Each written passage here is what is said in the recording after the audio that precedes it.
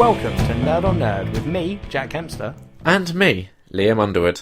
This is a special episode where we're going to be talking about Captain America Civil War. If you haven't seen Captain America Civil War, firstly, go and see it. What are you doing? Secondly, why are you clicking on a podcast that's titled Captain America Civil War Special?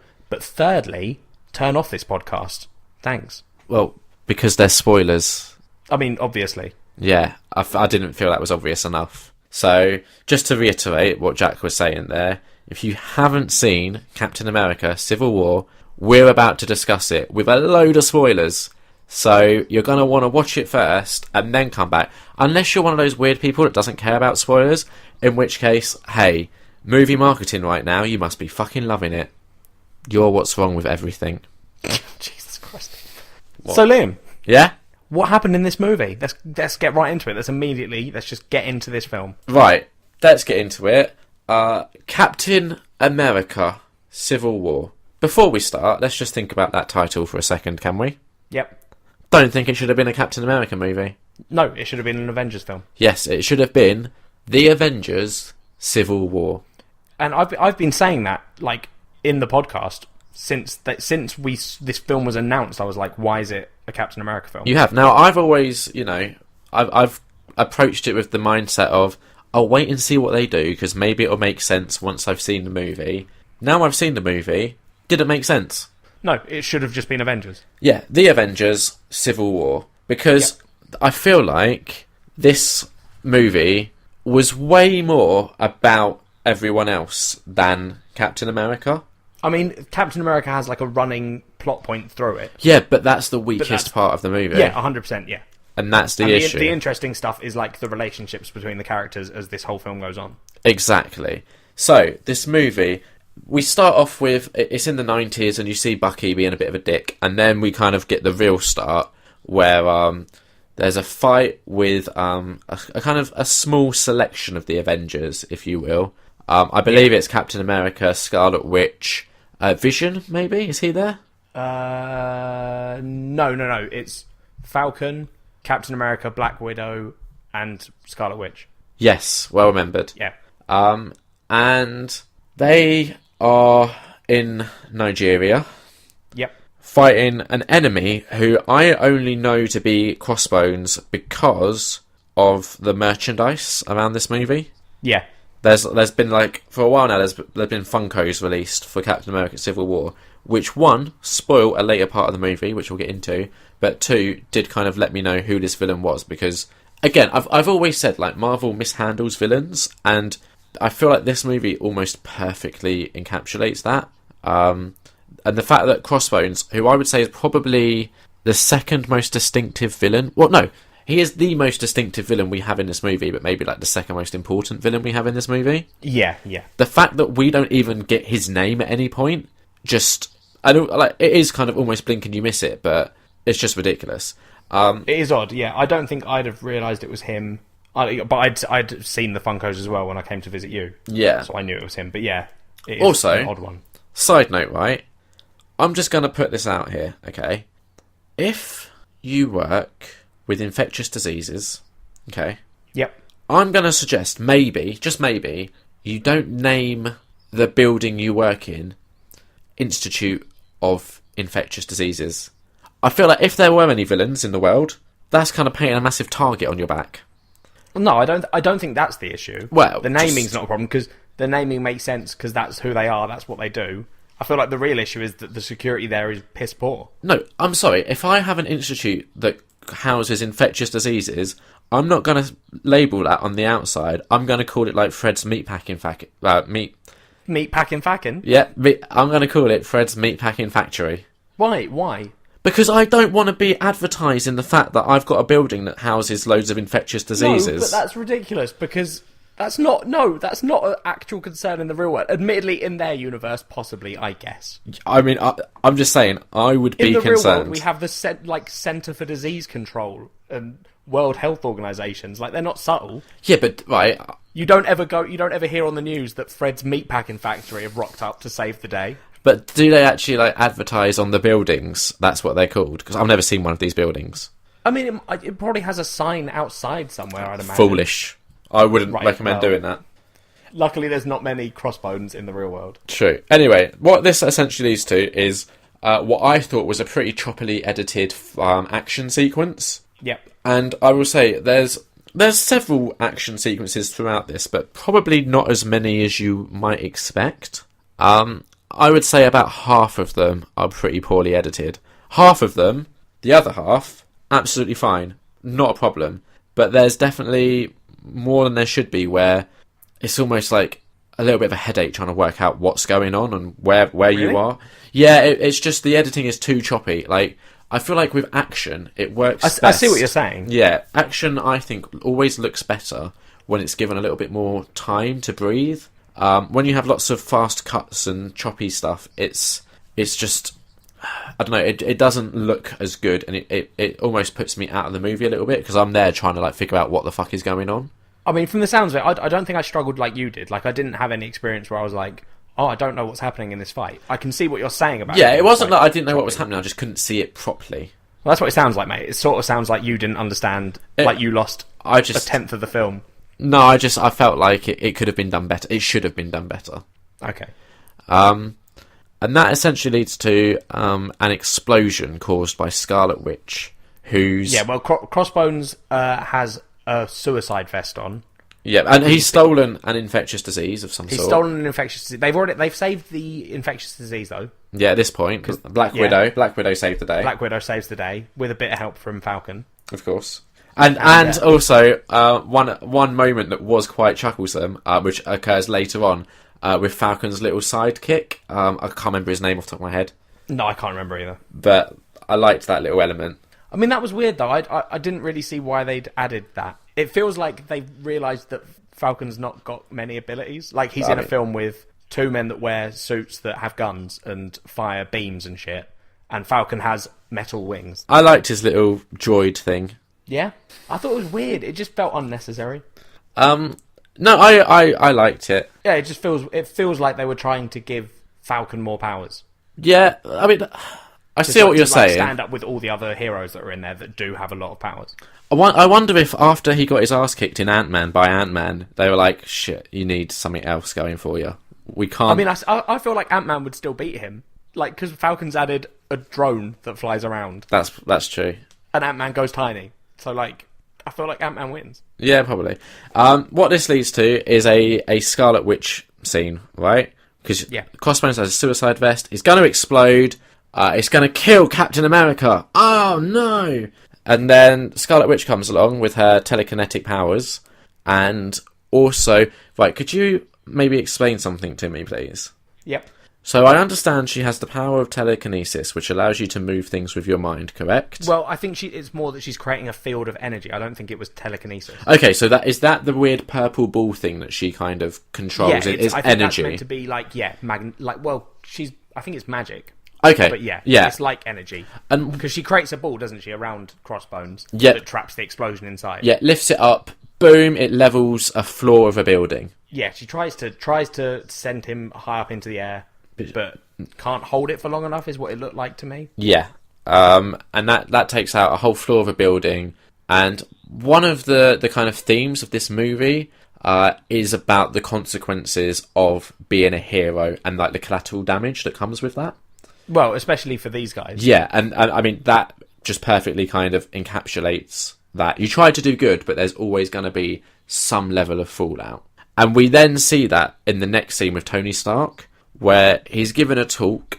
Is it MIT? Yeah. And also, did you notice the very tiny, almost pointless scene with Jim Rash?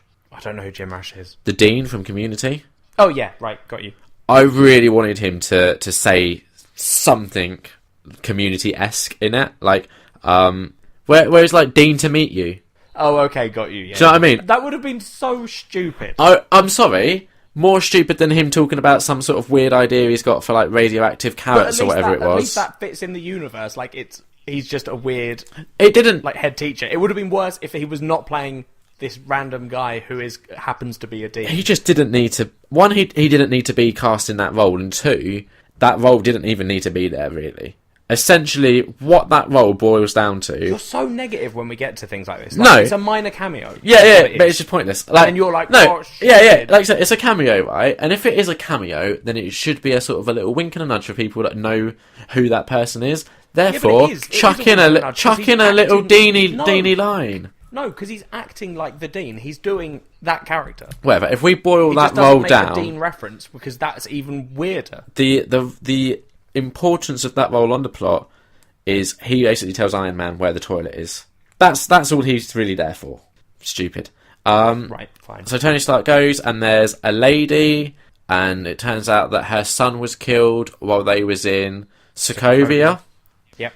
And like Tony Stark at this point, so the events of Captain America: Civil War take place a year after the Avengers: Age of Ultron, and I think it's pretty clear that Tony Stark is already feeling kind of guilty about The events of that film. Yeah, like the fact that he created Ultron. It's all sort of his fault. Yeah, and I think like him feeling guilt, you can see when he's on stage presenting because he's talking about.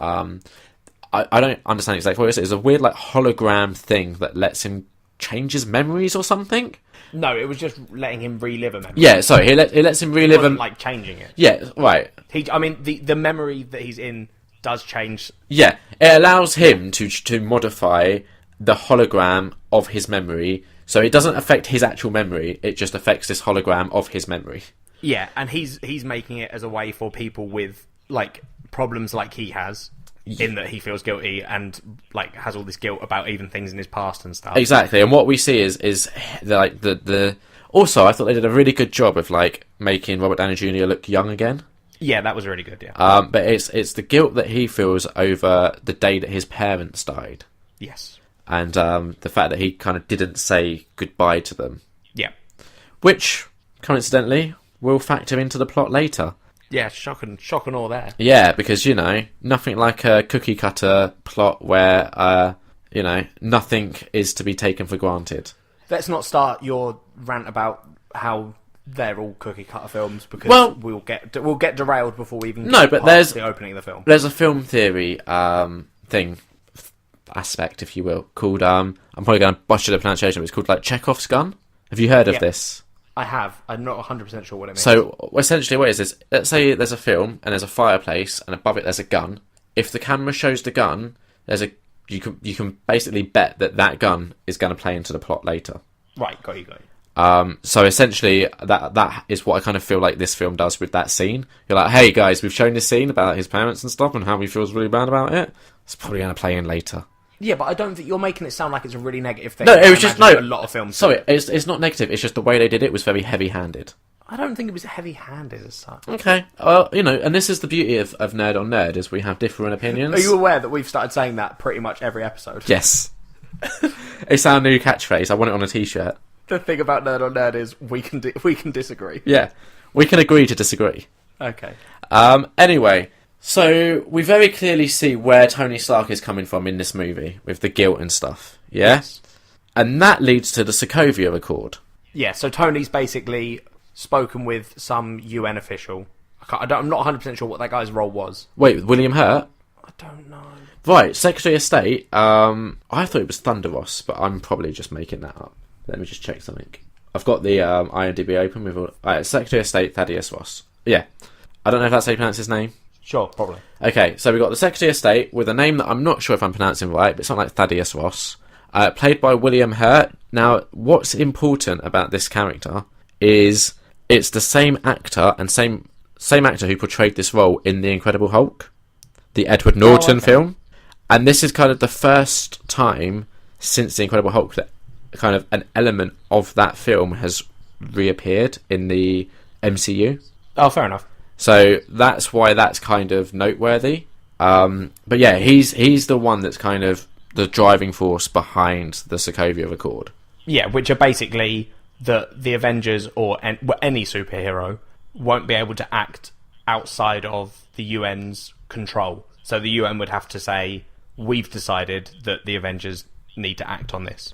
Yeah, which obviously there's two ways of looking at this. Within the realms of the film, there's obviously problems with that in that sometimes these guys need to react quickly to things, and they need to have the power to make split decisions. And then they also do need to live with the consequences of that.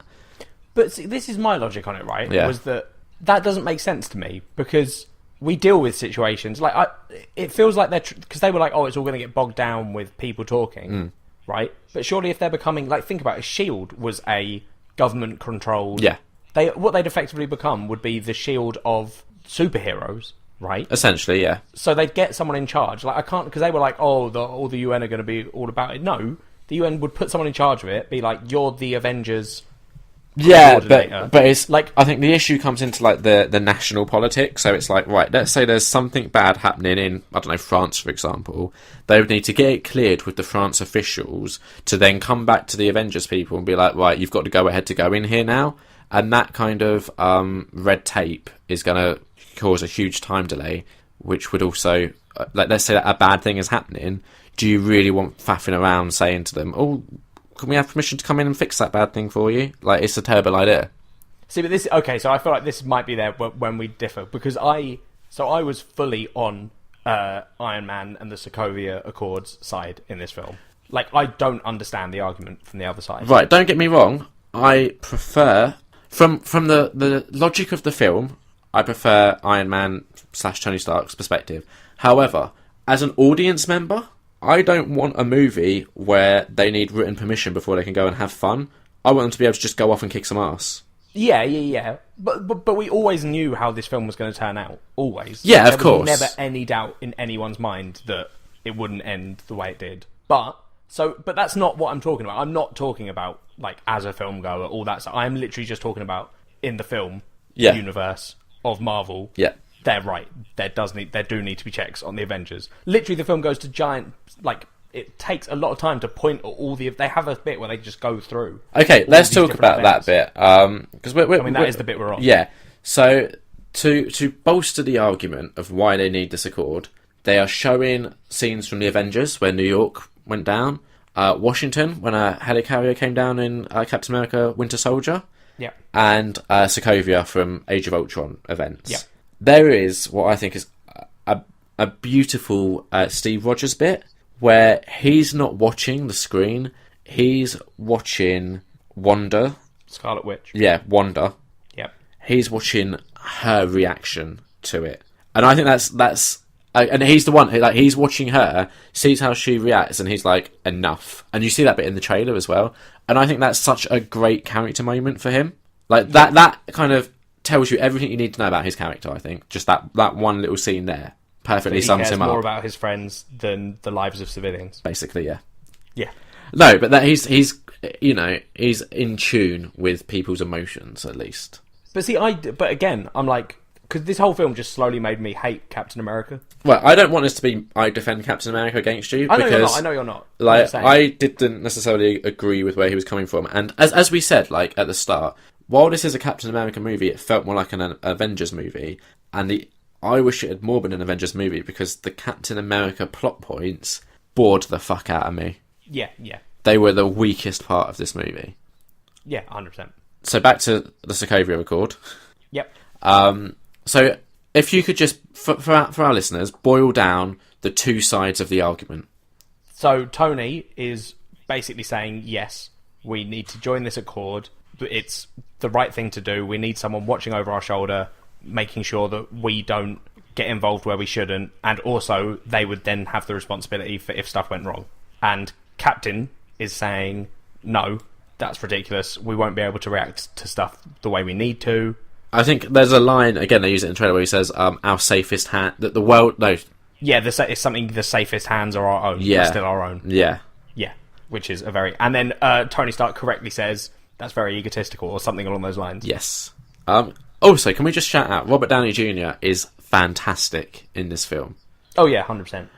For me, one of the greatest pleasures of this film is just seeing Robert Downey Jr. sharing the screen with these other actors and interacting with them. Yeah.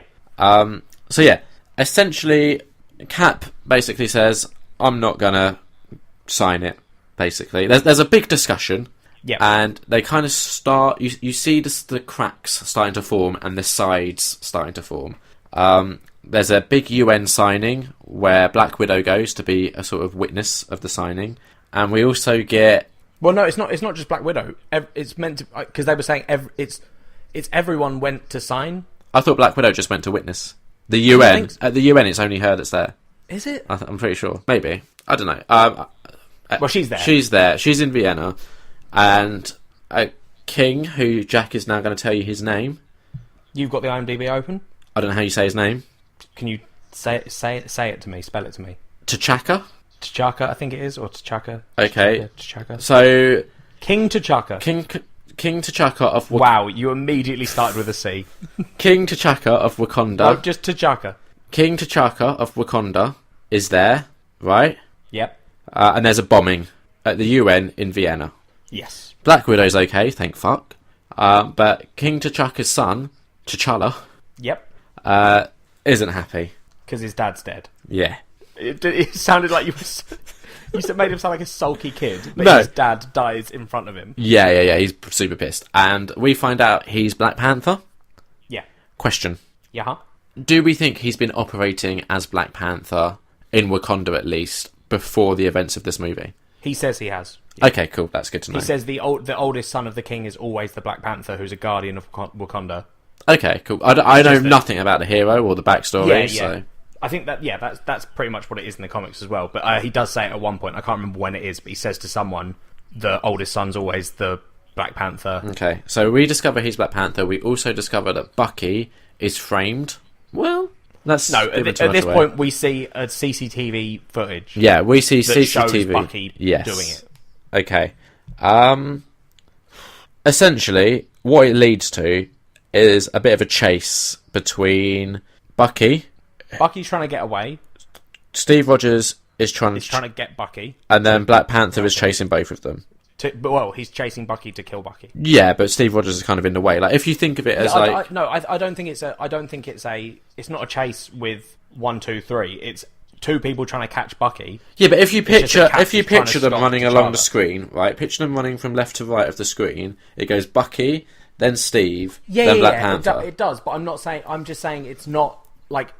But like Black Panther wasn't trying to do anything to Captain America. He's just trying to catch Bucky. Yeah, but Captain America was That's his in the way. But that doesn't mean that he's chasing him. Okay, is Black They're Widow both involved chasing in that Bucky. bit I or don't not? understand why you can't just accept they're both chasing Bucky. They are. Is Black Widow involved in that bit or not? No. Okay, so what it leads to is a scene where Captain America is chasing Bucky and Black Panther is chasing Bucky. Mm-hmm. And basically, I feel like this is the point where I at least struggle to sympathise with Steve Rogers. Like, I get that Bucky is his friend from like 100 years ago and stuff, right? Yes. And I get that like Steve Rogers is right in believing like the best in his friend. Yeah. But at this point in time, he doesn't know that for sure. No, but you know, again, that's sort of his character is trying to see the best in people, I think. Yeah. But honestly, every time it became like Bucky centric, I was genuinely bored. Yeah, the Bucky story bits weren't great. No. So after this, wait, how do we get from that to the side picking? Oh, right, yes. You've mixed it up and gone. No. Here's what happens. So you have them all chasing, right? And then they all get arrested by Iron Man, don't they? Yes. Because the Accord has been signed at this point, so Iron Man and I think a couple of others get sent over to arrest them. It's Iron Man and War Machine. Yeah. And it's from that moment that we get the definitive side picking happens. Well, okay, so they don't actually arrest them at that point. It's just Iron Man and War Machine arrest Bucky. Yes. They then take T'Challa and Steve with them as well. Yes. But they're not technically under arrest because they're still saying, you know, Steve, you can still sign this. Yeah. They're trying to kind of strong arm him into signing it, really, aren't they? No, not particularly. They just say to him, if you don't sign this, you'll be acting as a vigilante and we'll be sent to arrest you. Yeah, I don't know if it's strong arming. They're not like, we'll kill your family if you don't sign it. Oh, he has no family left. I'm not 100% sure you understand what strong arming is. I feel like sometimes you just hear words and say them again. 90% of the time it works. Yeah. So then they pick sides, and... Yeah, Cap refuses to sign. Him and Falcon... Like, there's a big blackout at the place they're holding Bucky, because there's a huge blackout. The actual villain of the film, I can't remember his name. It's really unimportant. He's such a It is, yeah. minor He is such a- element to it. Yeah, but he's figured out Bucky's like trigger words, the words that activate him and turn him back into the Winter Soldier, Yeah, who's and he can be told to do all whatever sorts of you want him bad. to. Yes. So he's like he goes down to Bucky. There's a big power cut while he reads the words to Bucky, and in the power cut, Cap and Falcon break away to go and save him. Yeah. So what this all basically leads to, I'll admit we're probably skipping over a few elements here, but what it basically leads to is the best scene in the movie, where this all builds up to a scene at an airport, right? You've skipped over the bit where you talk about Spider-Man's introduction. Oh, fuck's sake. Just thought I'd remind you before you have a big rant about it. Spider-Man Only gets a little bit. introduced. Don't do this. Actually think about it and say what you're going to say about Spider-Man being introduced. Spider-Man gets introduced. Tony goes to find Spider-Man. And They again, meet an incredibly hot Aunt May. Marissa Tomei is fantastic. Oh my god, she's beautiful. Yeah. What movie did I see her in recently that I would recommend? Bear with me. Keep talking. This is so irrelevant. Why are you doing this now? Do it after the podcast. It's too late. I've done it. What's the film? I maybe spoke prematurely. Jesus fucking Christ. Just talk. We'll do it afterwards. I'm doing it. It's giving you more editing. Cyrus. She was in Cyrus. Saw that recently and she was in it. Okay. Anyway, Marissa Tomei is a sexy Aunt May, which Yep. the movie acknowledges. Yes, Tony Stark is very much hitting on Aunt May. Yeah, and we get to finally see the new Spider-Man, Tom Holland. Now, before this movie, I'll admit I wasn't at all interested in seeing yet another Spider-Man. Like, I think Andrew Garfield did a really good job with the role, Yeah, he did. and I don't think he was given a fair opportunity to really show what he could do with that. Yeah. Tobey Maguire, he was alright. He was really good in Spider-Man 1 and 2. He was alright. I think Andrew Garfield was miles better. Yeah, yeah. Tom Holland has me excited for the new Spider-Man movie. Yeah, I thought he was great in this film. Yes. I like that they've really tried to keep him young as well. Because it Yep. always felt like before they were just trying to rush him out of school so he could start dealing with yet more like world problems. Yeah, yeah.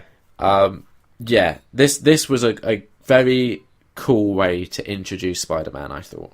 Yeah, definitely. I think he just played the part super well. Yes. And then we get to the big airport scene. So everyone has picked their side at this point, okay? We've definitely skipped over a few moments.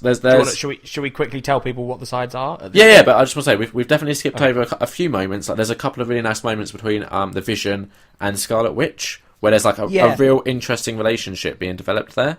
I really like the Scarlet Witch Vision stuff. Yeah, I did. I wasn't a huge fan of the Vision in this movie. I much preferred him in Age of Ultron. In this film, I don't know, it just felt to me like they didn't quite have a handle on what they wanted to do with him. No, I think I think it's setting up for, because they have that scene where he's talking about The Infinity Stone. no, that's not what I'm thinking of. Oh, There's okay. a scene where he's talking about like how he feels about Scarlet Witch, maybe, Yeah. and it definitely implies that he's starting to feel human emotions that he didn't know he'd be feeling. Yeah, that's true. Because I think they're setting up some kind of like love interest between those two, which I think would be fascinating. It would, but like, do we need another love interest? No, but see, this is the thing: is I think if that happens, it will be Scarlet Witch not wanting it, Oh, probably. which I think would be quite interesting. Having Vision be in love with Scarlet Witch. As and a her not quick reciprocating. side note, did it bother you at all that Pepper Potts wasn't in this film? No, but they kept bringing it up. Yeah, it felt like, to me, it felt like Gwyneth Paltrow basically was like, I don't want to do it.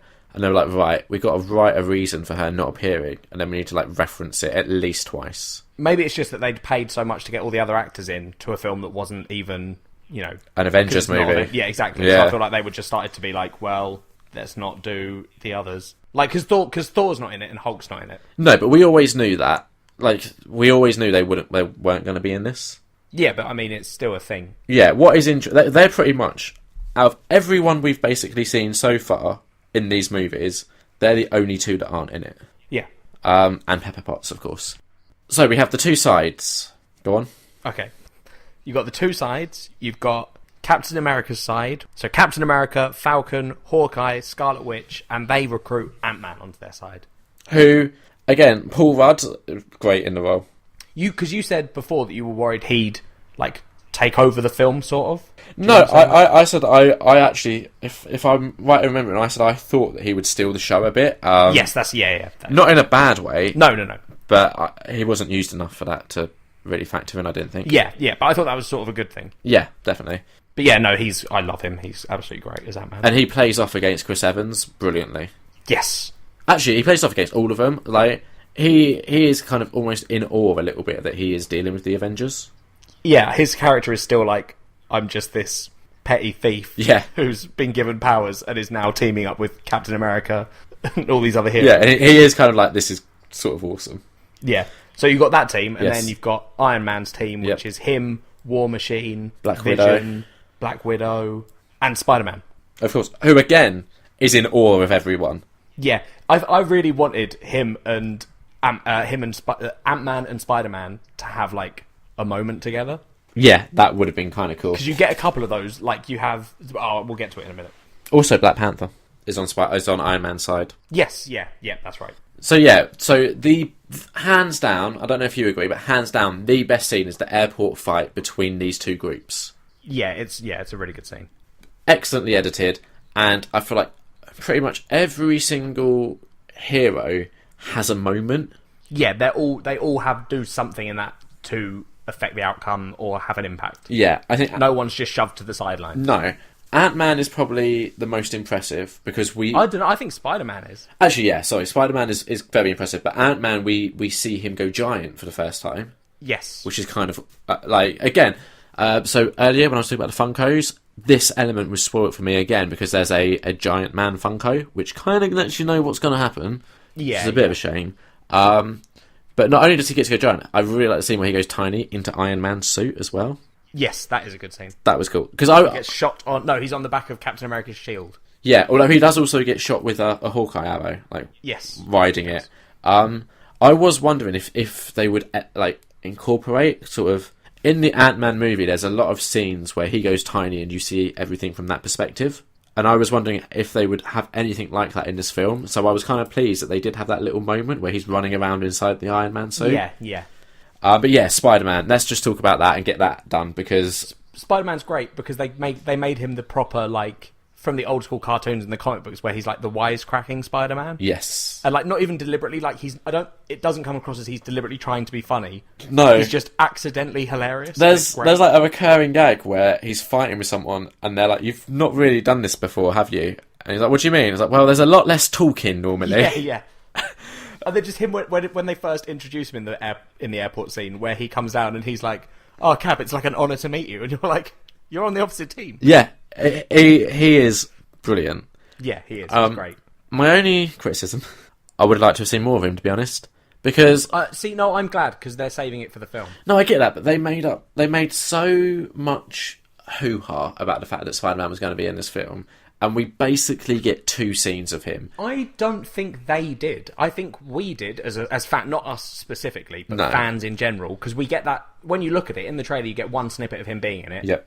And I think that the fans all jumped on that, being like, there was a lot of like press around the fact that they'd wrangled the licensing, like they'd come to that deal with Fox.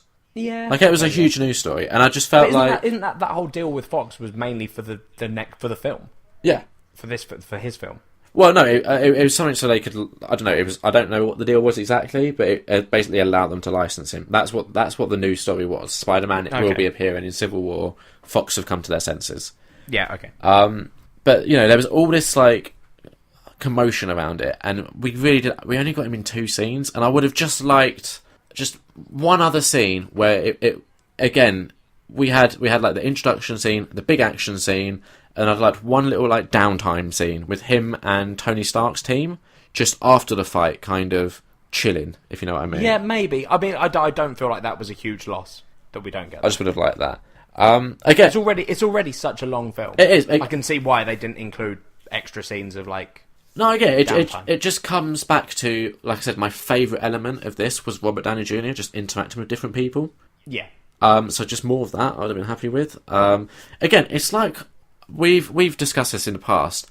My favourite part of Age of Ultron is the party scene where they're just all chilling before everything goes wrong. Yes, and I believe we came to the conclusion that your favourite type of sort of Avengers film would be them all just talking. Yes, the entire film. I would love it. Yeah, and which is where you differ from the majority of people. Yeah, but I feel like this gave us more of that than we even got in Age of Ultron. We got a lot more scenes of just talking in this one. Yeah, true. Which, when it wasn't dealing with Bucky, I quite liked, to be honest. I didn't hate the Bucky scenes. I really did. I'd like to point out, because it's slowly coming across that you do properly hate them. They I didn't bored mind me. them. I There shouldn't could have be been less of bored. them. I shouldn't be bored in Captain America: Civil War. I wasn't bored. No, but that's what I'm saying. Like the Bucky scenes for me bored me. Yeah. Anything that was really primarily Captain America. I also wasn't a huge fan of the scene where he goes to Peggy Carter's funeral.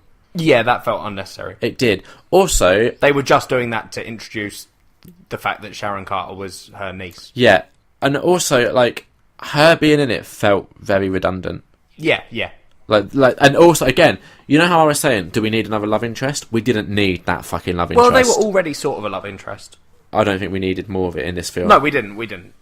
Anyway, so what this essentially boils down to is the big airport scene, which is awesome, leads to Black Widow sort of blurring the lines of her allegiances a little bit. No, just fully switching sides. I don't know if she did switch sides. She stuns Black Panther and lets Captain America and Bucky escape. Yeah, but she's not like... Literally the opposite of their mission. I think she blurred the lines nicely. Also, can I just point out another scene from that airport scene I loved? I think it might be the same scene that I really wanted to bring up as well. Her and Hawkeye? Yeah, which is one of the best. Are we still friends? Yeah, and then they also are talking about not fighting each other properly. And then who is it that actually is it Scarlet Witch? No, someone comes along and like punches. Says you were pulling your punches. Yeah. It's such a great moment I can't remember who it is that comes along and does that now, though. because I really like their friendship. I think it's really cool that's. It is. I genuinely want a Hawkeye and Black Widow movie. I think one, I think it's bullshit that we don't have a Black Widow solo movie. But two, if we're not going to get that, give us a Hawkeye and Black Widow movie at least, please, because they've clearly got history together, and I either would like to see that or I'd just like to see them off on a spy mission. Yeah, 100%. But yeah, so she lets Captain America and Bucky escape because Bucky has basically figured out that there's other people like him, and the bad guy that activated him is going to go and activate these other people. Yes. That is kind of the big bad of the movie, if you will. Yeah, that there's a team of Winter Soldiers that are going to get activated now and cause mayhem.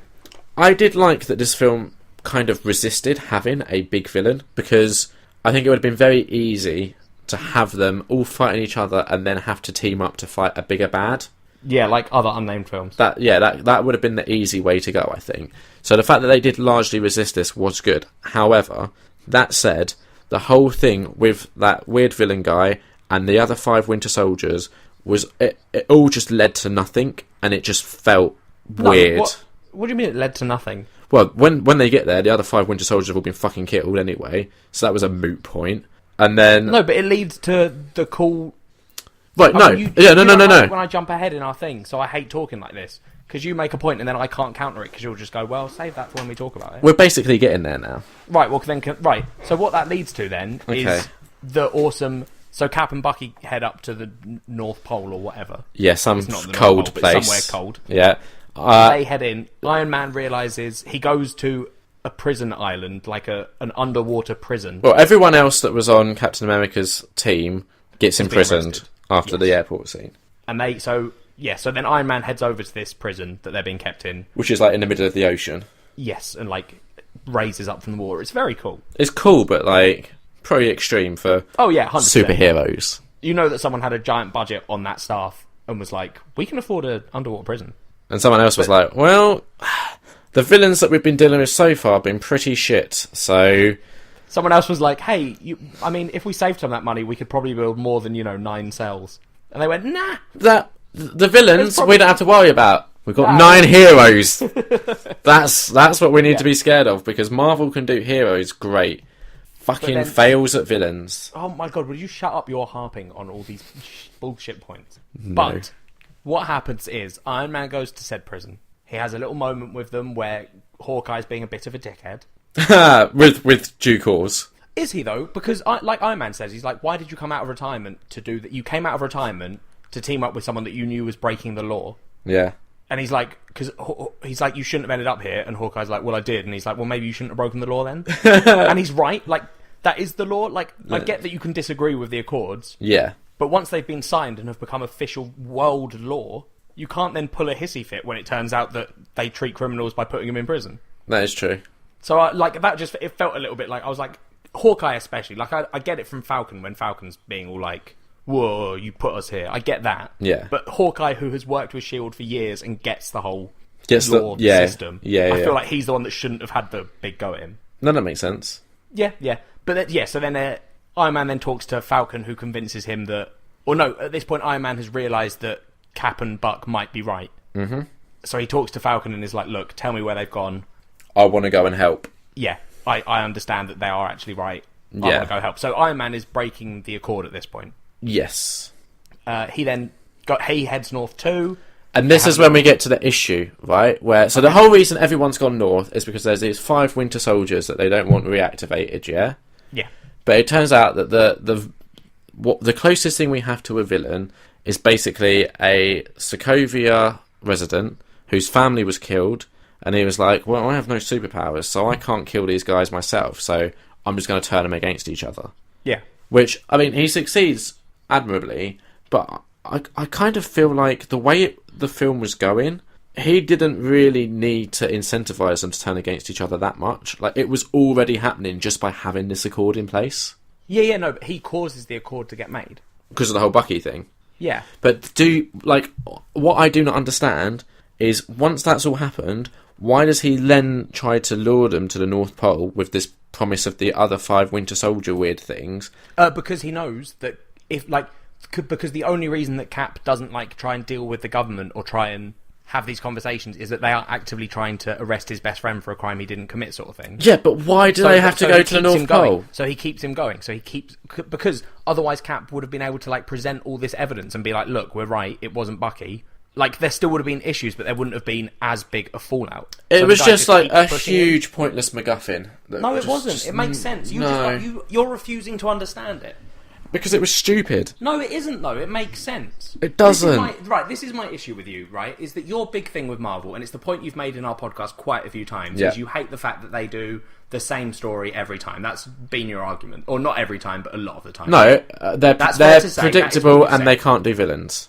No, you've also said that it's a very similar story. You've definitely said that they do very similar stories. We've had discussions about this, Liam. Okay, sure. Let's go with it then. So that's one of your arguments. Mm-hmm. I'm not saying it's your main one, but that's one of the ones you've said. Yeah. And this film doesn't do that because they do the whole, there's a very obvious, oh my god, there are going to be 5 Winter Soldiers. I was... Whoa. That wasn't even the part of this film that isn't them doing the same old thing. This film, you always knew going into it wasn't Marvel doing the same old thing. Because it's fucking Civil War. But even then, they could have still done a very obvious, there's the Civil War. That was always going to be different, yeah. Mm-hmm. But then they also do there's this big bad thing happening at the end, but then go, actually, no, that wasn't happening. It's a different thing. Stupid. Right, well, you're just never going to be happy, so I don't know. No, I will be happy. I think you should just stop going to see films. I shouldn't. I would be happy if the whole ending thing just made more sense, but him being it does make sense. I don't understand why you're not getting it. He was pushing Cap and Buck to keep not heading back to the authorities to reveal that it was all a big issue. But, right, so, okay, why not, here's a question, why not just activate the other 5 Winter Soldiers then? And then you've got them having to deal with that for ages. Because he didn't want to kill other people. He killed the 5 Winter Soldiers. Yeah, he didn't want to cause huge damage to society. He wanted to tear the Avengers apart. I get where he was coming from in his plan of tearing the Avengers apart. The whole final act, to me, just felt like they needed a way to get Captain America, Bucky, and Iron Man in a secluded location so they could all just beat each other up a bit. No, because they'd already had the beating up scene, so they didn't need that at all. What, with the 3 of them beating each other up? No, but why would they have just gone for They had an airport fight scene where people were having individual fights. If they were just looking for an excuse to get them to fight one-on-one, that scene had one-on-one fights between a lot of the heroes. Yeah, but you couldn't have been right, so in this scene that happens, if they were wailing on Iron Man the way they were, someone on his team would have come along and helped him out. Right, well, the other big thing that you're avoiding, which also makes this make a lot more sense, is that the big bad guy knows that Bucky killed Iron Man's parents on that fateful night that we saw at the beginning of the film. Yes. They So were hinting at. So the big. I wanted to get you guys up here chasing these 5 things, and then I'll do a big giant fucking Iron Man. Guess what? Steve's best mate killed your parents. yeah, I liked that reveal. Don't get me Yeah, wrong. well, that's part of the same thing But that you're having an issue they with. didn't need to fuck off to the North Pole to do it. It just felt very odd for them to be like. What bothers me is that whole. There's these 5 Winter Soldiers, and you've got to come here, but I've already killed them, and I pulled the rug from under your feet, and now Iron Man. Guess what? Like he could have told Iron Man that at any point, and it would have had the same knock-on consequence effect. No, because if Iron Man wasn't with Bucky when that happened, Yeah. or if there were more people around him, people would have stopped that happening. Like Vision wouldn't have let that happen.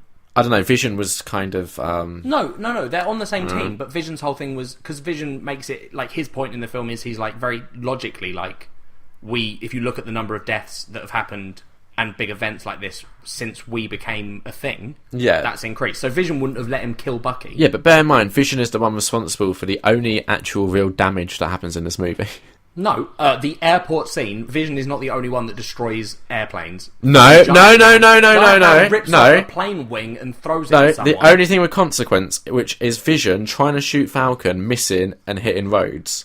Yeah. That's the only one thing of person. consequence that really happens in this film to any of the heroes. Right, well, you're adding on to any of the heroes' caveat. So, yes, Vision's the only one that hurts another hero. Significantly. Scarlet Witch kills a bunch of Nigerian and Wakanda residents. Yeah, no one cares Yeah. about that. We care about the heroes.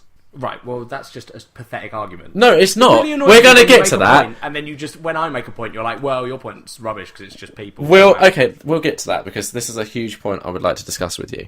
Can we carry on discussing this end scene Yeah. that we're on? Yeah? Go on then. Don't do this. Do what?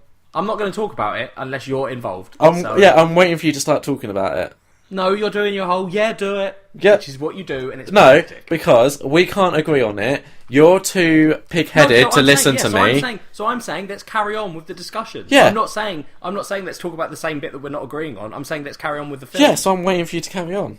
Right. Well, so the big bad reveals to Iron Man that Bucky killed his parents. Yep. Iron Man is rightly annoyed by that. Yep. Tries to kill Bucky. Fails. Yeah. Well, Cap gets involved. And they have a big 3-person fight, which I think was a really good, really well shot. Was that the other one that you were saying was chopped? No, that one was okay. Yeah, because I thought that one was quite good. One of the ones that was really choppy was way earlier on when Bucky and Iron Man first have a really cool fight. And that leads into the chase with Black Panther. Because there's a really cool shot that you see in the trailer where Tony Stark has like an Iron Man glove on and pretty much that's it. Yes. And Bucky tries to shoot him and he sort of looks at Bucky with like this look that was like, holy fuck, you just tried to shoot me. Like he knows he's dealing with bad here, essentially. Yes. But that whole that scene and then that chase they led onto, I thought was really choppily edited. This one was fine. My only kind of, again, this is a marketing issue. My only kind of criticism with this fight scene is as the movie's going on. I guess this might just be me, but I predicted this was coming because I was like, wait, the whole trailer was built around that scene where they're all wailing on Iron Man. So I kind of was like, right, we're probably about 2 hours into the movie now. We haven't had that scene yet, so that's going to be the last fight scene. The trailers, you probably could have seen it coming. Yeah, I would have preferred if I felt like there was enough material in the movie that they didn't need to draw from the very last fucking fight. I get what you're saying. Yeah, they didn't need it in the trailers. Yeah, I liked the fight between the three of them. Yes. I thought it was pretty cool. I liked the way they did a lot of twists and turns in the fight, like because Cap and Bucky are winning at the beginning. Yeah. Then Tony activates like a part of his system that can read the fight and figures out exactly how he needs to counter it. Yep. And then his system gets a bit broken. Yep. And then at one point, doesn't Bucky pull out his like arc reactor? Bucky starts pulling out his arc reactor. Right. But doesn't pull it all the way out. Doesn't get it all the way out, and then it's Cap slams his shield into it and like cuts it in half or something. Okay, is that not going to like really mess up with those like shards of metal that are... No, I think because I was thinking that during the film. Yeah. But then I believe at the end of Iron Man 1 or at the beginning of Iron Man 2, he says that he's made it separate. So his suits have a power core, but then he's got that one that's also directly built into his chest. Right. Okay. Yeah, because I was thinking the same thing. I was like, have they not just killed him? Yeah, exactly. Which would have been a great ending if Cap's just like, I've disabled you, and Iron Man's like, no, I have shards that are slowly going to tear my heart apart. That would have been a great ending. Accidentally killing Iron Man. Well, arguable it was accidental, but yeah, killing Iron Man. Don't get me wrong, I'm pleased they didn't kill Iron Man, because, like I said, my favourite thing about these movies is Robert Downey Jr. interacting with people. The other thing that I still really want to see, really badly, and you disagree with this, but that's because you're stupid, I need to see Robert Downey Jr. interacting with Rocket Raccoon at some point in the future. I didn't disagree with you. I said it would be interesting. I just don't see how they'll do it in like a natural way. Well, Infinity Wars. If they rope Guardians of the Galaxy into it, and that's kind of the most logical place where they could rope them in all together, yeah, that's where I think they'll do it. I believe at that point I was disagreeing more with the... I think that was during your... I would like a film where they're all talking. Yeah. And I think... Because I'd like that scene. I'd like a scene with Iron Man and Rocket Raccoon, but I don't want a film of Iron Man and Rocket Raccoon. Yeah. If you know what I mean. Yeah, I get that. So, right, so it kind of ends with everything very much up in the air, and I liked that as well. There was no, like... It wasn't really neatly resolved. Well, I mean, yeah, it's not neatly resolved, but you get a scene where Cap busts his team out of prison. Yep. And then a final scene where Tony's sitting at a desk and gets a paper message from Captain America that says, "We've gone, but if you ever need us, here's a phone." Yeah, we'll come to your aid. So it sort of ends with them being divided, but in a way that's not like in a way that's not going to hamper Avengers: Infinity Wars too much. No, because exactly. Obviously, in the next film, it's going to start with some big event and Tony being like, "Right, well, we've got to get the old band back together." Okay, and this is kind of my issue with this film. And also Marvel. Like you said, we kind of know that by the time the next film comes around, if not early on, at least by the end of it, what the events that have happened in this film are going to basically be ignored, I feel. Or I fear, should I say. Yeah. Because I was thinking, because they're splitting Infinity Wars into two, so I was wondering, is the first one just going to be, like, something bad happening, and then how they kind of put the Avengers back together? Yes, that's sort of what I'm assuming is going to happen. Yeah. My other big issue with Civil War is nothing of real consequence happened to any of the main characters, apart from Rhodey, who they're already kind of working up for an explanation of how he can continue operating in the future installments. Yeah. And I don't think we said, listeners, but after Vision accidentally shoots Rhodey / War Machine. Yeah. He falls to the earth, and I genuinely thought they were going to catch him, because they have a scene where Iron Man and Falcon are both diving down to get him. But they miss. But he just slams into the earth, and then we later find out that he's been paralysed from the waist down. Yes. But Tony Stark has built some sort of, like, I want to say robot legs, but it's not. An exoskeleton for his legs. Exactly. I think Civil War would have been a really good opportunity to kill off at least one main hero, and I think Iron Man would have been a real ballsy choice. Cap would... Okay, so without... Yeah, I mean, Cap would have been the one. Because Captain America has died in the comic books, like, multiple times. And, like, before he's been replaced by Bucky. Yes. So he would have been... And it's a Captain America film, because that's the other thing is... Yep. I agree with you. I think it would have been awesome if they'd killed off a main character. Yes. But because they'd made it a Captain America film, they couldn't do Iron Man or any of the other heroes, because it's not their film, if you see what I mean. Do you know who they could have done? Go on. Bucky.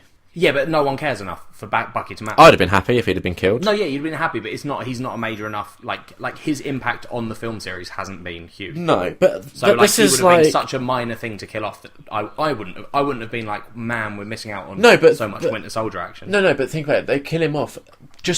I don't want them to just kill someone off for the sake of it. I'm not like, oh, I just want someone to die so someone's dead. I want it to serve the story, and I feel like if they'd have killed Bucky, that would have given Steve Rogers a lot more motivation to go down the path he started on. See, I think... I feel like Captain America would have been the obvious choice and the best choice. That also would have worked. Because then because you've got the Bucky taking over the mantle. Yeah, but I don't care about Bucky. Bucky's not... But Bucky's... The issues with Bucky, it's not that he's not an interesting character. Like, his backstory is still interesting. It's the fact that the way they're using Winter Soldier is very minor, and it's always the same, like, brainwashing stuff. Yeah. So if you resolve all the brainwashing bullshit in this one, so if you'd had an ending where Captain America dies, they've solved the Bucky brainwashing, or even have that in another film later on, have them resolving that issue. You then have Bucky taking over the mantle. He's different to Steve, which makes it more interesting because you don't have the very generic, I'm Captain America, I'm freedom. I like Captain America in these movies. Really? I feel like he's a one-trick pony. No, I would have agreed after the first Captain America, but then I really liked his relationship with him and Tony Stark in the first Avengers movie, and I also like how they've continued developing that in like Age of Ultron as well. But I think he was very interesting in Winter Soldier. Yeah, no, he is interesting. That's not my issue with him. I think it's more what Captain America stands for. Like, in all these films, I don't think I've ever been like, Captain America's right. No. He's too much to me like the good old American soldier from World War II. But he's not anymore, because like we're saying, like in Winter Soldier, he is the one that essentially dismantles S.H.I.E.L.D. Yeah, no, but I don't think it's because...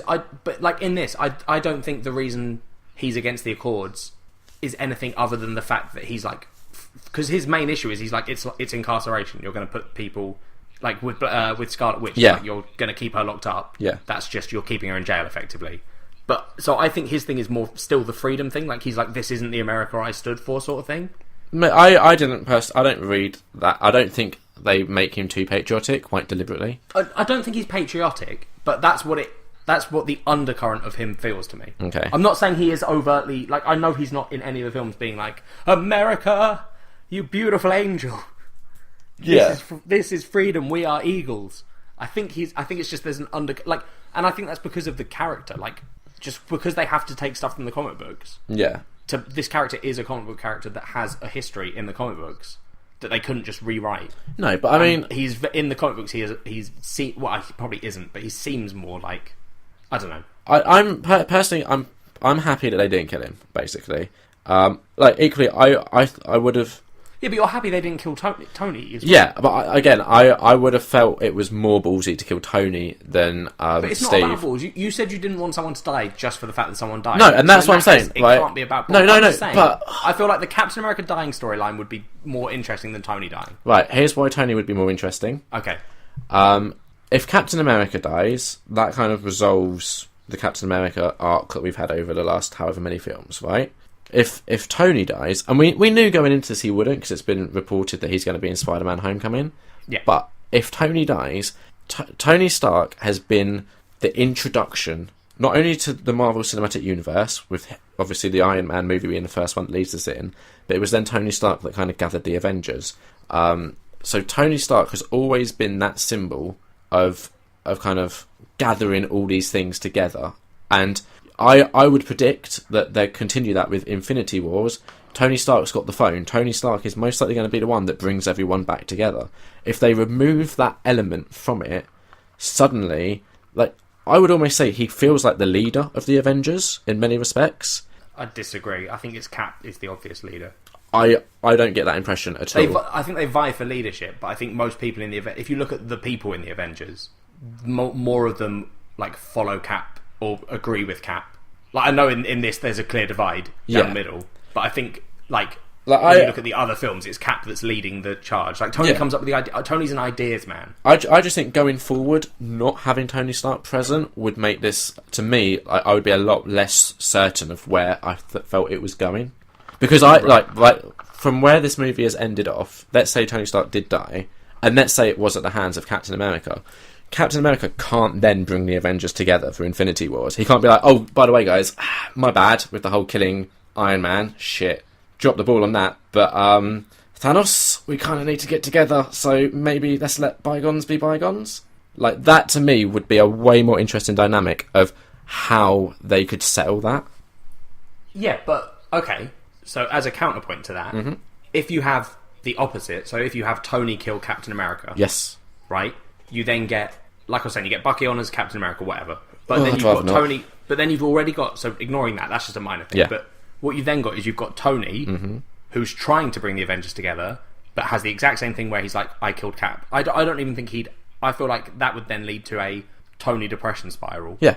And I always think the most interesting Iron Man to me is the fucked up, everything's gone wrong Iron Man. Yeah, which we kind of get a little glimpse of in Iron Man 3. Yeah, exactly. But I'd like so if you have Tony kill Cap and not be able to deal with it because he's already guilt racked, which they establish in this film. Yes. You then have Infinity Wars be neither of them in it until like part 2. Right.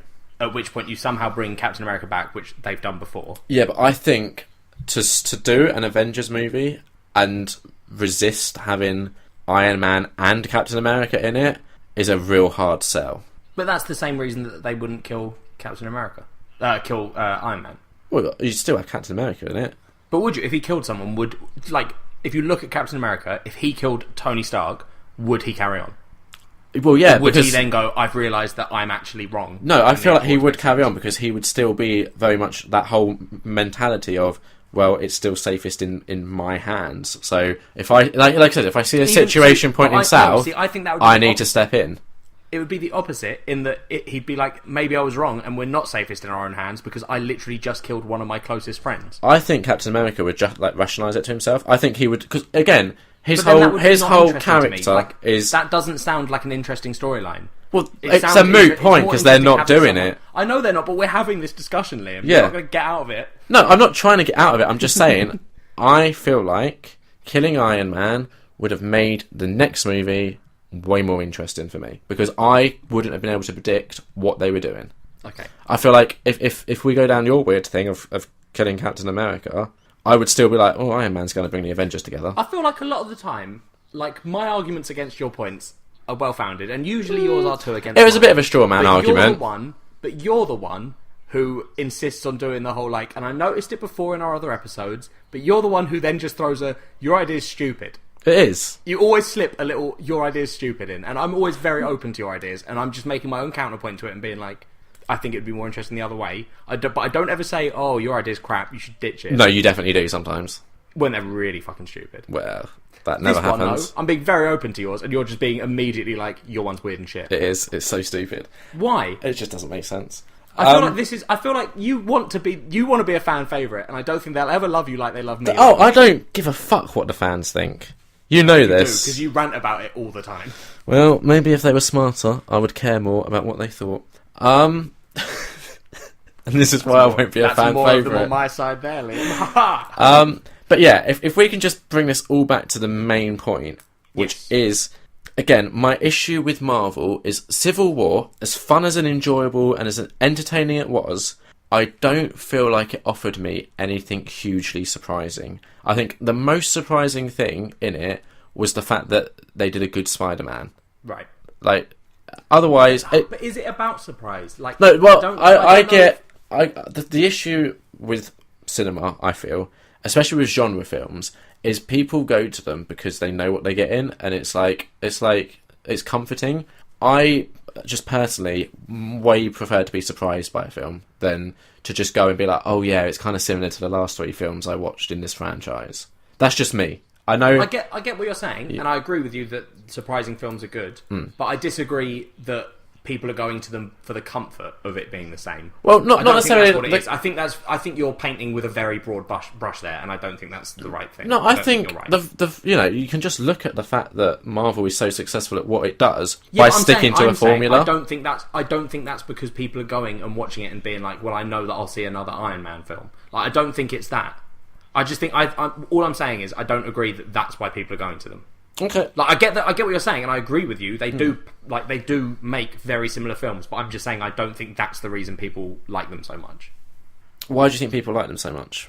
I think it's because they've created a bunch of interesting heroes, and the fact that, like, so you had the nerd fan base that went to it first, Of course. and then it also became mainstream, and people just I think people like the characters. I don't think, because you're saying it with all genre films, and I don't think that's a reason people go and see films. I'm just talking like from a very personal perspective. So if we take like the most genre-y of genre films, right, which would be the Western, they always like, regardless of who made them, who wrote it, who's in it, they tend to follow a very similar structure, and that is why I really struggle with Western films, because I like being surprised. Yeah. So, I agree feel with- like- I agree with what you're saying. I think you're right, and I think you're totally allowed to. want But to be what you need surprised to by them. remember is the Western genre was hugely successful. So people kept going because people do like the familiarity of a formula. That's why I'm just saying that I don't think that's because the issue with what you're saying is that you're like, I don't know how to explain what I'm trying to say to you. I think Because I'm not saying I disagree with you. I think you're totally allowed to want to be surprised by films, and I think it's good that you like surprising films, and I think that is a very valid reason, to go and see stuff and be like, I enjoyed that because it broke the mold and did something different. yeah. But all I'm saying is, I don't think that you can say because the way you're making it sound, and it might be that I'm misunderstanding what you're trying to say, but the way you're making it sound is that you're saying like Western films did well because basically people went to the first one and went, I quite like that movie. I'd like to see the same movie but different again and again and again. And I don't think anyone is going to films with that attitude. Well, you do get diminishing returns, of course, but you have to look at like horror franchises, for example. You get like 7, 8 movies in a horror franchise, which is essentially very similar things, just presented slightly differently. But what you're saying is you're just taking cause and effect, and it's not. You're doing that thing where people get 2 stats, look at them, and go, "Well, that must be it." Do you know what I mean? Have you heard of that? I don't know what the word is.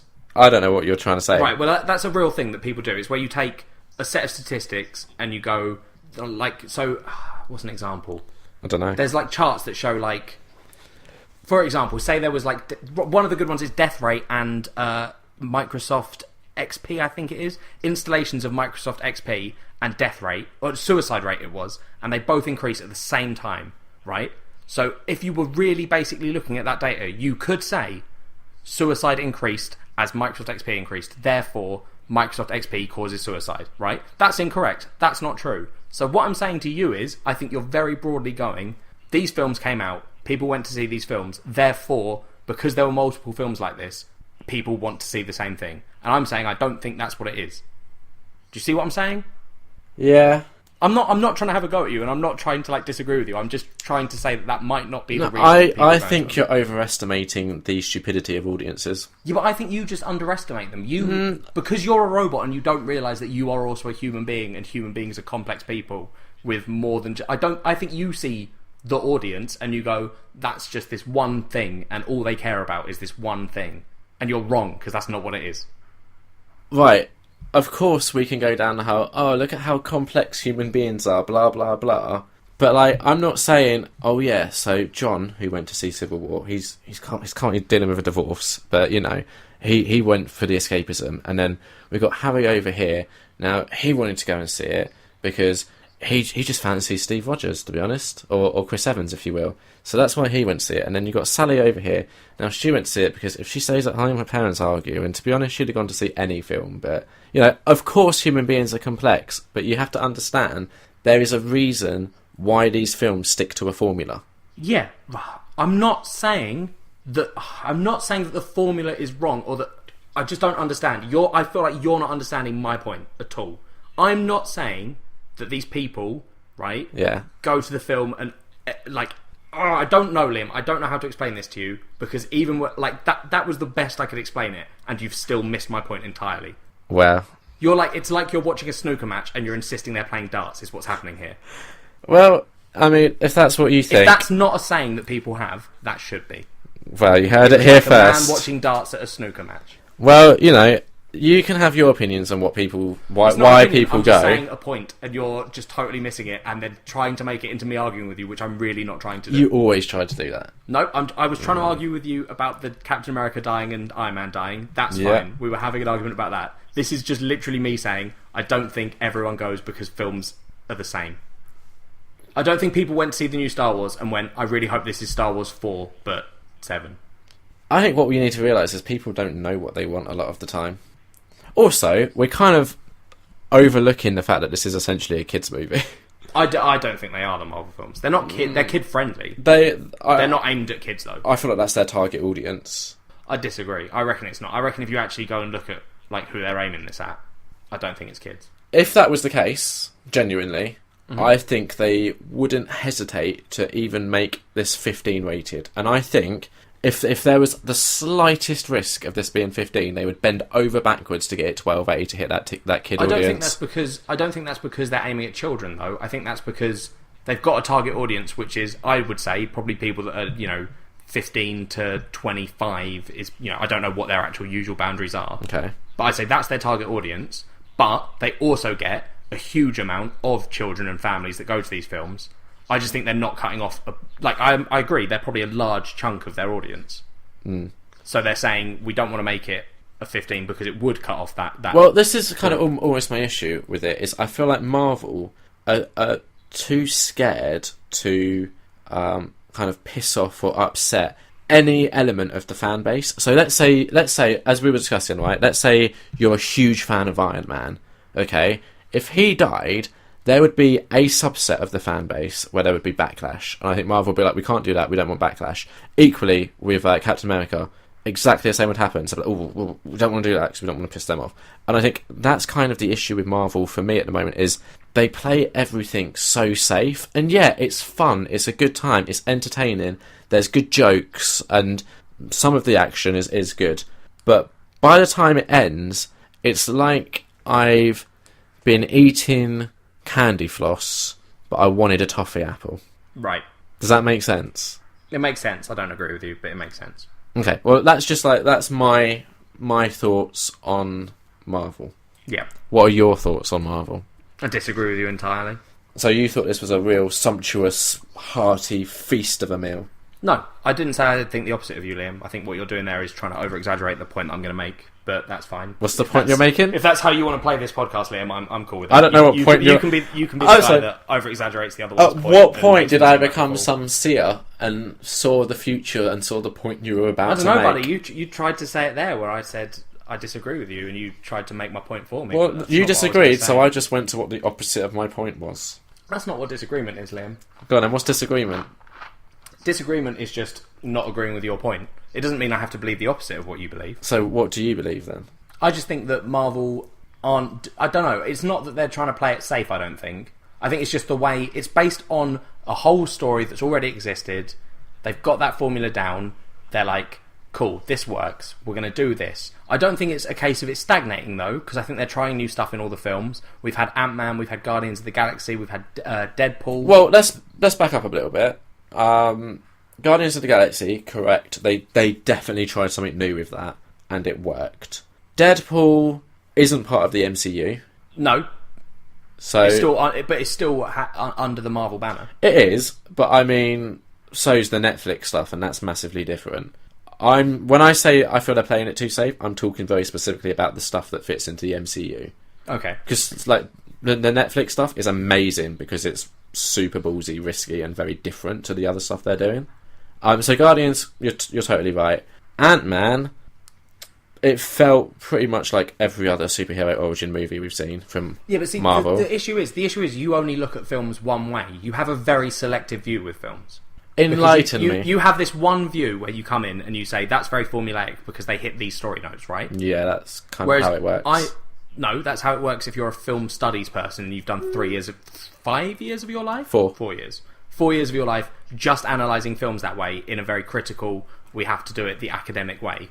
But to me, the way I look at things like this, like I love superheroes, so to me, superheroes is its own universe that I look at, right? Right. And I say, so the difference between, say, Iron Man, Captain America, and Ant-Man would be that in Iron Man and Captain America, you have two people who are given ridiculous powers. They're both very, like, idealistic people who believe certain things. They're very strongly convicted to what they want to do. It's a very much, they want to be the heroes. Whereas Ant-Man, they went for something different. They were like, this is a criminal who's not, like, his first instinct isn't to save everyone. Yeah. But that's a difference. Yeah, sure. Way different. They've basically changed his character. But that is a difference. I don't understand your logic. Yeah, okay, but your argument would have been way stronger if you went Iron Man, Ant-Man, Captain America, and you're like, Captain America was different because they set it in the 40s and it was a period piece. No, because again, that's a thematic thing that I don't give a shit about. I don't care what time period it's set in. I'm interested in the characters themselves. That's the bit I like about Marvel. That's what I find interesting, is the characters. Yeah, I know. The thing that Marvel do best is So when the they do characters something of the different, heroes. when they do something different, for me, that's them doing a different character. Right, so Like, you'd I be happy usually- with any character. Like, so if they were like, right, and now Doctor Strange, he's an ice cream vendor, he's different. Then the next Marvel hero that they're going to do, this guy, he sells hot dogs, that's different, you're happy. And then the next guy comes along, he works in a cinema, so he's very different. And then this guy's a banker, he's different. But the films, it was always still, we've got powers, and the villain has powers that are exactly the same as our powers, so better beat him. You'd be happy with that. No, I wouldn't. And that's not what I was saying. Yeah, it was. No, it wasn't. And you know it wasn't. What you're doing is that same thing that I was saying you should stop doing, which is you're just blowing up my points. I'm not even annoyed at this point. And I feel like when people listen back to this episode, right, Where before Sydney was like, Jack's the argumentative one, I feel like this is the episode that really proves that it's you. I disagree entirely. Because I think before, I usually rise to your bait quite quickly and get angry. So what I'm sometimes. doing deliberately this time is not getting angry and just trying to talk to you about it. How's that going for you? I'm fine. I'm not angry. Neither am I. No, I don't think you do get angry. No, I don't. You try and get me angry, and I'm not doing it. This No, time. I get bored when you get angry. Arguing with an angry person is boring because they don't see sense. But I mean, How can you say that when you're the one in this episode that is ignoring every point I make? because you're making very silly points, Jack. I don't think I am. I think you are. Well, this is where we have to agree to So you're- disagree. right, so if you happen to leave in the bit where I say that I like characters, and then you make all these points about characters and how they'd be different if they had a different job, Yeah. which isn't what I was saying. It kind of was. You could also leave in this bit where I talk about how you just want to be surprised. So you'd be really fucking happy if they did a Captain America film where right at the beginning Captain America died, and they did a scene where Bucky was talking to camera for 20 minutes, and then what happened was the screen faded to black, and it just was the rest of the film was just black screen, no audio, and everyone went, That "Holy would be shit, we didn't amazing." expect that to happen. Yeah. You'd also like an Iron Man I film would. where Iron Man becomes a coffee machine and then just sits Oh there. fuck, that'd be amazing. You'd love a Doctor Strange film where Doctor Strange was an ice cream man, because that would also be surprising, Liam. And No, if the I don't next think it hero would. was no, and if the next hero was a hot dog salesman, that would be a surprise. I know, I don't guess think it what? would. The two films that apparently me and you would love would both be shitty films about an ice cream salesman and a hot dog salesman. Judging by our if we just take the other person's argument at its base thing, I think- we'd both be happy with Marvel ice cream salesman. The lesson I've learned from this is we need to be making movies. That'd be terrible. They'd be amazing. We need to make like fake movies for our YouTube channel. We've definitely not that. Let's talk about the post-credit scenes, Liam. No, before we do that, We've done the end. yeah, I know we've done the end. So let's do our final thoughts. Well, should we do that after the post? No, because it's going to be a hilarious thing where we do our final thoughts and then we do a post-credit scene bit of the post-credit scene. Okay, well, if you're going to do that, I'm fine with that. Yeah. So, what's your final thoughts, Jack? I really enjoyed this film, and I think it's probably like a 4 out of 5? Okay, now Maybe a 4.5, I'm not sure. Ooh, that's a bit high. I feel like I need a second viewing. Okay, I enjoyed this film. Like I know I was very critical, but I did have an entertaining time. I admittedly did come out and I was like, well, you know, that happened and on with my life I go. But while it was happening, it was mostly fun, apart from the Bucky bits. So I'm going to say 3.5 out of 5. Okay. You know, I'll definitely pick it up on Blu-ray and I'll definitely watch it again, if not just for the airport scene more than anything. Yeah, yeah. But yeah, it was fun. I'd be surprised if I remember a lot of it by the time the next Avengers movie comes out if I don't rewatch it between now and then. And equally, I almost feel like you wouldn't need to remember a lot of it because I do feel like a lot of what happened in this movie will be negated by the first like act of the next Avengers movie. Well, I think we should reserve judgment on that till we actually see the next film. That would be my worry if like, to if be that fair, 'cause did it's happen. the kind of thing that me and you are going to say loudly, and then it's not going to happen. Like, the next film's going to be all about the Accords. The entire film will be about them like dealing with it. And me and you will Oh, be that'd like, be boring as fuck. And then an ice It would cream be, yeah, vendor it would comes be. along, and everyone gets ice cream. Yeah, I will say I'm really looking forward to Thor Ragnarok. yeah, I am too. Yeah, I've heard rumours that it's gonna, or it could potentially be a bit of a like buddy road movie between with Thor and Hulk. Oh, really? Yeah, and I also really hope that it sets up something like Planet Hulk. Yeah, I'd love a Planet Hulk film. I feel like because the issue we're gonna have, I think, in the next 3 years is maybe 4 years. Is by the time Infinity Wars is dealt with, like the Avengers are going to have triumphed Thanos, right? Yeah. Where do you go from there? I don't know, what's in their roadmap after that? They haven't We know. announced Oh, is that when it sort of ends? so far. Yeah, I'm sure they've got plans bubbling away, but I feel like a Planet Hulk movie could be an interesting next step. Yeah, but that's more just a Hulk solo thing. What about World War Hulk? That's also... Well, World War Hulk does bring him back. Yeah, so you could do World War Hulk if you set it up in a Hulk film that was Planet Hulk, Yes, and then set up World War Hulk. But they could also do, like, their Secret Invasion, which would be really cool. it would be cool. Yeah, I hope that I hope that you know Avengers: Infinity Wars is great. 2, I hope that Marvel bring threat back because I think before this movie, one of the things that we were saying, at least I've been saying a lot, is I never feel like anyone is particularly under threat in a Marvel movie. Yeah. And this just confirms that for me. So I really hope that somehow, with the next Avengers movie, they bring back an element of threat. But also, I really hope they keep Robert Downey Jr. on. Because he is the highlight, by far. Like, head and shoulders above the rest, I'd say. Yeah, yeah. Like, other characters, like Paul Rudd definitely has moments. Tom Holland definitely has moments. Everyone has moments. I think Scarlett Johansson is hugely underused. One thing that I did hear that I thought was very interesting is, I think I listened to a Kevin Smith podcast, and the guy he was talking to had seen this movie at a premiere, and he said he thought the Russo brothers, who directed this, had a better handle on Black Widow than Joss Whedon. And I kind of see where he's coming from. Yeah, yeah. Her character's really interesting in this. Yes, and I'm kind of pleased that, for now at least, they've ditched the weird Hulk romantic storyline they were starting to lead her down. Yeah. Didn't need to be there. No. So yeah, I would love to see a solo Black Widow movie. But I've been saying that since fucking the first Avengers film, if not Iron Man 2. Yeah, yeah. Any other final thoughts? No. Alright, well, you've been listening to Nerd on Nerd. I've been Liam Underwood. I've been Jack Kempster. And this has been our super special, spoiler-filled episode all about Captain America, Civil War. And then there is a post-credit scene. Can you find a record scratch? I don't... audio thing, and just go... You know, the whole... Could you do one, and I'll use it? No. Please. It'll be easier than me finding one, because I don't know about the copyright. I don't know how to do a record scratch. Can you do one? Just with your voice. But how do they sound? Wacky wacky boo. Oh god, yeah, you can't do one. Can you? I don't think so. Try. Just go, whoa, wait! Alright. What's this? You do that. Okay. Whoa! Wait a minute, folks. What's this? Oh, it's a post-credit scene! Because they do that in Marvel movies. Oh my goodness. This was witty and hilarious.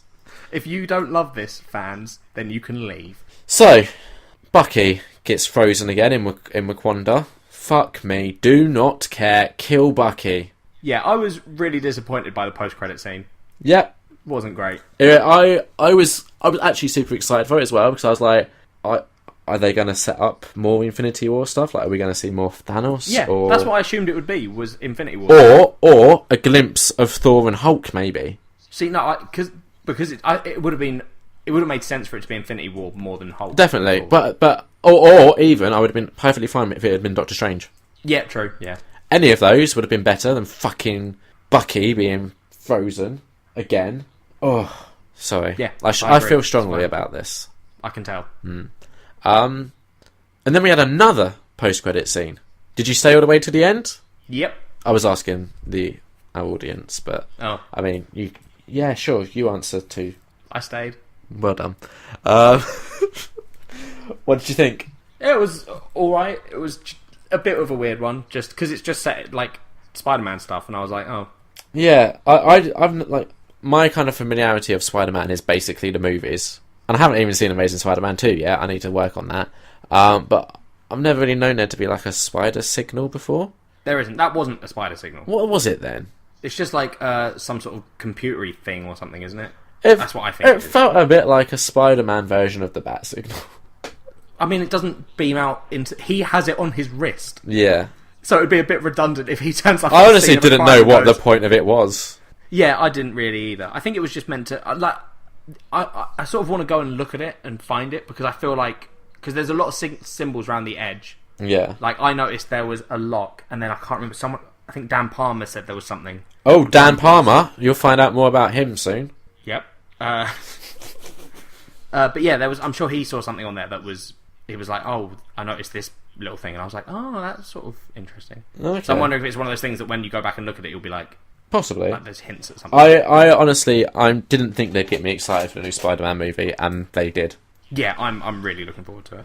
I don't understand, so is it going to be... I'm assuming it's part of the MCU, right? Yeah, I guess so. Okay, it's interesting. I think having a young perspective on these heroes would be refreshing as well. Yeah. But we're running out of time, so... You've been listening! Yeah, contact us on Twitter and all that shit, go on. Thanks for listening to this super special episode of Nerd on Nerd. If you want to get in contact with us and tweet about how awesome I am and how terrible Liam is, you can tweet us... Or vice versa. You can email us at nerdonnerdpod@gmail.com, and you can drop us a rating on iTunes. That'd make us happy. Goodbye. Bye.